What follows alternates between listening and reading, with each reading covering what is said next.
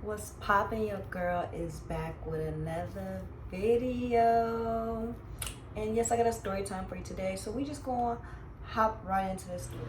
Y'all, so I know I cannot be the only person that has ever dated a broke boy. Like, can't be, but we gonna get into it. And this is the reason why I would never, ever in my life date a guy who is broke, which everyone has their different definitions of broke, but my definition of broke is I just feel like you're not able to take care of yourself, you're not even doing anything for yourself to attempt to take care of yourselves, and you just ain't got no goals, or you're just not trying to better yourself at all. And I feel like this guy embodied everything I just said. Like, no ma'am.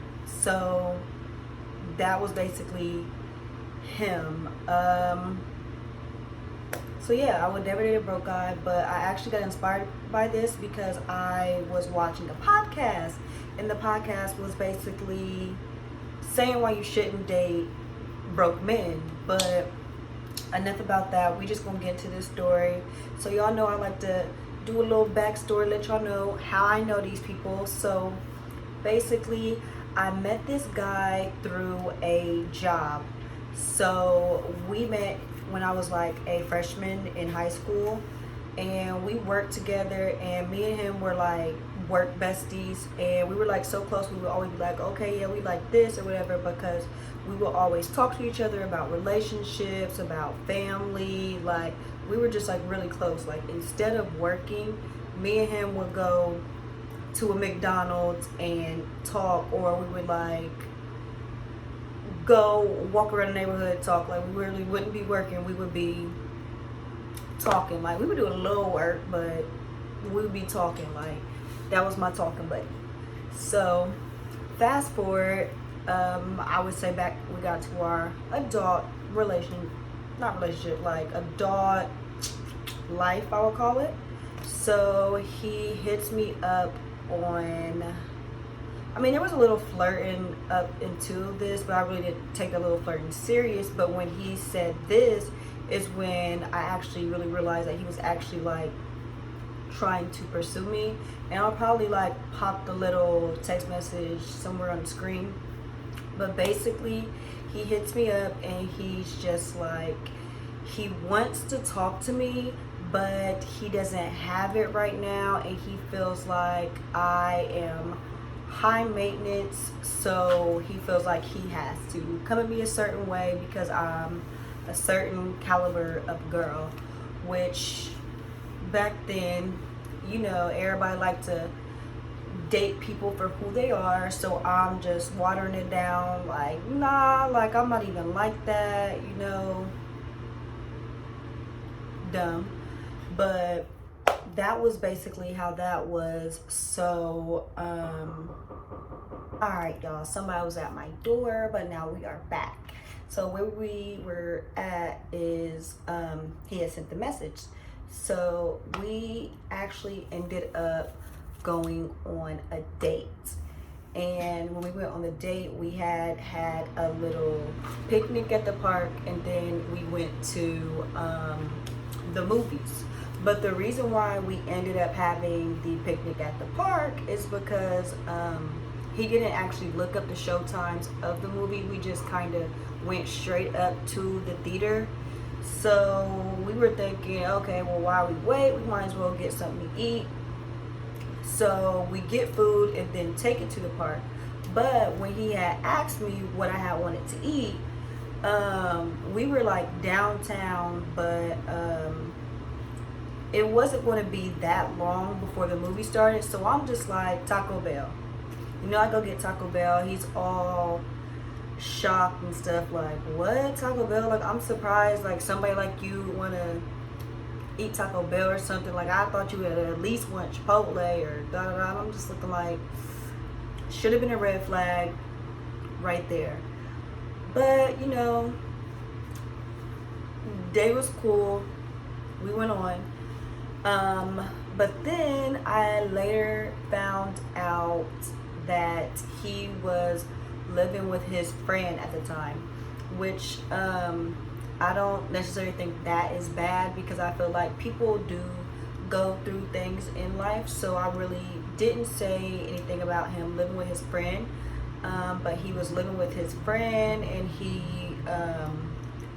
was like staying in the basement or whatever. So I would like check on him and everything like that. So we are like consistently talking. We're talking, like, I would basically say every day. Like, I would like drive out to see him. We'd go do stuff, or we like kick it there, or like, you know, he'd come kick it with me. And then what happened? So this is what happened. I had ended up switching jobs, but in the middle of me switching jobs, I had went to Atlanta for my best friend's birthday. And why I go to Atlanta for my best friend's birthday, this dude moves out the state. He moves out the state basically to better himself, because he just felt like if he were to move, then he could like get his life together, stack up his money, all that stuff. And I was all for that, you know. So I'm like, yeah, go ahead, go do that, because you're in a worse situation here in Ohio than you would be if you move where you're moving to, you know. So that happens. But also when he moved, he's like asking me for money, which, I mean, I should have thought it was a red flag, but I'm still not thinking nothing of it. And I am sending him money because I'm like, okay, yeah, like he just got there, like he don't got a job yet, you know. So I'm being nice, sending him money. Then this dude pops up with a girlfriend, a whole girlfriend. But we're sitting there talking. He never made me his girlfriend, nothing. So yeah, so basically that was it. Was done talking to him or whatever. I'm trying to think if, because we did end up getting back on speaking terms, but I'm trying to think. I'm gonna just go ahead and say it was in between, but I'm not sure. So basically, he had went on a trip to LA. So we're following each other on social media at this time. So I see him go on a trip to LA. So I'm thinking, okay, like he cool, he, you know, getting his life together. And then he texts me and he asks me to buy his return flight, because I guess he went to LA on a one-way and had no money. And I don't know why he would do that, but he basically did that, and then thought that I was gonna pay for a flight. And I'm looking like, because at the time I'm working at the airport, so I'm like, I can give you a discount, but I'm not buying you no flight. No, I don't know what you thought this was, but this ain't that. So he ended up getting mad at me and unfollowing me off of all social media and everything. And I'm just like, at this point, I don't care. But yeah, that was that. I felt like we still had some communication in between there, but it really wasn't nothing too serious. So then he hits me up. I don't even remember exactly what he said, but I was just like, oh yeah, like that would be cool or whatever if you lived here or if you was in town. And he hit me with a, oh, it's weird that you say that. I actually just moved back 2 days ago. Okay. So we didn't really talk too much when he said that, or like link or anything. Then he actually had a job and everything, and he hits me up and he's just like, hey, have you ate today? Because everybody know that's how you get me. So I'm just looking like, nah, I haven't. He just like, oh, okay, you can come pick this money up, go get something to eat, or you can wait. If you're busy right now, we can go together, blah blah. So I'm like, I ain't doing nothing, so I'm gonna come pick up the money. So I go pick up the money, go eat, cool. And then after that,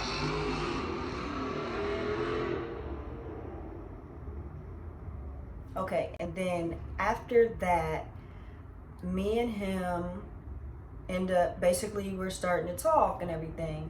And he ends up getting an apartment, but it's a roommate situation. So it's him and his best friend. So I'm like, cool, nice little apartment or whatever. So at this point, he still doesn't have a car, and he was like in and out of jobs. Sometimes he don't have a job, sometimes he got a job. It would be like that. So he moves into this apartment. They don't have any furniture in the apartment. Bed is on the floor, like, not even trying to judge the situation, but I'm just trying to basically give y'all an idea of what the situation was and what I was dealing with and what I was like accepting, because I just thought he was such a great person. But yes, so that was the situation. But I mean, they ended up still getting furniture and all that stuff like that. So that's neither here or there. But when I started with him, nothing. So fast forward a little bit, we're like really talking, which I'm thinking like we're getting pretty serious, that he's gonna make me his girlfriend, which he never made me his girlfriend. But that was a blessing for me because I didn't need to be. So at that point, me and him were like kicking it, and it's just like, since he's in and out of jobs, when we would go out places to eat, I'm paying for everything. And then there would be times where I'm paying for his groceries. And then there would be times where he would just like ask me like, hey, can you cash out me this, cash out me that? Like, I'm just trying to get something to eat. Like, he just making it seem like he's just basically like homeless. Like, that's how I'm feeling, like, you're homeless. Like, so me being nice, I'm cash out, doing all this stuff. And then because it's like, if you know this person, like, he has like such a good personality, and he's like, he talks very intelligent. Like, if he would really put his mind to stuff, like, he could really like do stuff, you know? So he even like he was selling me, you know, like he was selling me on everything. He's just like, yeah, you know, if I had like a gym membership, like, I feel like I would just be motivated to like, you know, go to the gym, do this or do that. But he said, because I can't just be sitting in the house doing nothing, you know. I would be sending him applications for jobs, or even telling him, hey, my job is hiring, you know, just basically trying to help him out. And so, you know, I got him a gym membership. I got him a gym membership at a gym that was better than the gym I was going to. Like, I was only going to like Planet Fitness, but I got him one for LA Fitness, and that shit was like $100 a month. And I'm looking like, I mean, eventually I ended up cutting it off, but I am paying $100 a month for his gym membership. And then let me think. So then right after that, and then there would be times where he would hit me up, and he was just basically like acting like he couldn't pay his rent. So this, to me, I feel like is just embarrassing to say, because it's like, what? Like, what are you doing? Like, me at the time, I lived at home with my parents. I was not paying any significant bills but a phone bill. So I had extra money. So he's just like, oh wait, I had a car payment insurance too, but that still is nothing compared to like if you're paying like rent, real bills and stuff like that. So he's basically saying that he does not have his half of the rent, and he's asking me for it. And me feeling like it's my man, I helped him. The ghetto.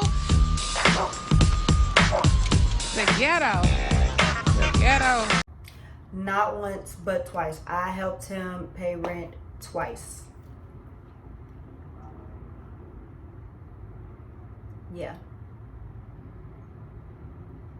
Never again. Never fucking again. So yeah, did that, and then it was just starting to irritate me because he just really wouldn't go to jobs, or I just felt like he was just not giving me the energy I felt like he could have been if you're lacking in a certain area. Because say you don't have a job, but you're still able to work. Why are you not getting a job? Or like say, why are you not just doing things to make it easier for me? Because like if I'm doing the financial work, like there are other things you can do to make it easier for me, and he not even doing that. Or like say if I wanted to come over and stuff like that, he would just be acting like he busy and stuff like that. And I'm like, I'm not about to just come over when it's convenient for you, or do this and that when it's convenient for you. Like, no. So we started getting into it and stuff like that. And then he was finally going to jobs. Cause not even gonna lie, I threw a little shade at him or whatever. But I don't know if y'all know the what is her name? Leighton Green. So Leighton Green got a song called Rolling Piece. If I can find a little piece of the clip of the song, I'm gonna put it right here. You ain't got shit I need. Want me to take my time with you? Maybe I'm not your speed. But basically, I was singing that in the car to him, because I need you to know, baby, like, get it together. Get it together. Like, get it together. But this right here is what was the last straw for me, which I feel like it should have been the last straw way before this, but this right here is when it was the last straw. So like I said, he was on and off jobs. So he hits me up one day, and I just happened to be off the next day. So he hits me up, and he's basically like, hey, like I got a job interview, I'm trying to go to it at 8 o'clock. So I'm like, okay, me thinking of who I am, and I had just woke up when he called because I was asleep, but the call woke me up. So I'm like, okay, I'm not going to feel like getting up early to drive to where you are and then drive you to your interview. So I'm gonna just spend the night, because where he lived, it was like 30 minutes away from where I live. And I feel like if you live in Columbus, 30 minutes is low-key far. Like, that's far, but for Texas, that's not. But 30 minutes in Columbus, that's far. Like, he didn't even live in Columbus. It was like different city. Not even gonna say city. But yeah, that's how far I live. So earlier that day, I had actually went to my friend's house. She had cooked for me and a few other girls. So she had dinner, and then we were having wine, and then we took like probably like a couple shots at that. And then I had went home and went to sleep. So that's why I was asleep when he called me. So I hop in the car after being asleep, and I don't brush my teeth, and I get pulled over by the cops. And they are like, they smell alcohol, and I tell them that I did have some wine, and they had me do all the little tests, and I was like, cool or whatever, but I didn't get a DUI or anything. Still don't have a DUI to this day, thank God, because your girl used to be drinking and driving. But no, I do not encourage that. Do not drink and drive. But I did end up getting physical control in the end, which it's not nearly as bad as DUI, but it's still horrible. And I feel like I was dealing with that for like a year. It took me like a year to even get that, because they just kept resending me back and forth to court, kept postponing everything. But basically after that happened and I called him and let him know what happened, he is just not really acting like he cares. So I go home and I basically let him know, like, I'm not coming tonight, you know? And he just was not acting like he cared. I still ended up taking him the next day, but I was late, and then he had the audacity to have an attitude. Still to this day, he has never reached out and apologized, asked me about what happened that night or anything. Like, he did not care at all about what I went through trying to help him. And that's when I just had to cut all ties and realize this situation is toxic, it's draining, and you're just taking from me. Like, no. But yeah, that is what happened. And me and him, we just completely stopped talking after that. I have seen him after that. I seen him outside of like the club, and I've seen him at like some of the bars and stuff like that. We talked, we were cool, but it will never be the same. Like, but yeah, this is like solely one of the reasons why I would just never talk to somebody broke again. Like, no, don't have it in me at all. So I was actually in the middle of editing this, almost done with the whole video. Then I realized that I might as well go ahead and add this in. He did end up reaching out to me, talking about how he talked to me, to his dad, and you know how dudes be when you done with them or whatever. And then he also ended up telling me that he loves me and stuff like that, but nah. So yeah, thank you for watching this video. If you want, you can watch some other videos, like and subscribe, and see you.